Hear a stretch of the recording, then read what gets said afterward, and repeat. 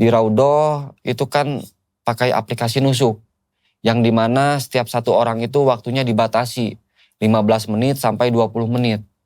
Di situ saya masuklah ke area Raudhah yang dimana area itu taman surga. Nah di situ saya ikut rombongan pertama. Saya udah mau habis lah waktunya, kurang lebih 15 menit. Ditepak pundak saya sama askar. Are you from? I'm from Indonesia, kata saya tuh. Tabarakallah, kata askar tersebut.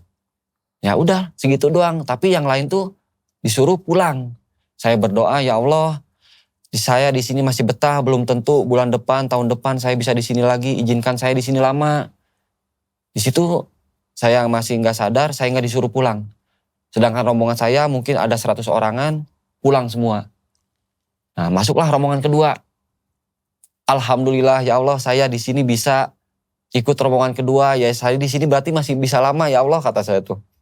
Alhamdulillah. Di situ rombongan kedua udah beres waktunya 15 menit. Dipulangkan lah sama askar tersebut, diusir. Pulang, yalah, jalan. Di situ saya berdoa lagi, ya Allah saya masih betah, belum pengen pulang. Wah, gila. Belum tentu bulan depan, tahun depan saya di sini lagi. Di situ saya nggak disuruh pulang lagi. Wah. Saya tetap berdiri di tiang yang sama. Kamu boleh doain saya nggak? Saya mau tulis dulu deh permintaan saya apa. Kayaknya kamu doa didengar Tuhan terus ya. Nah itu dok, singkat ceritanya masuklah sampai 10 rombongan. Kamu masih di situ? Saya masih di situ.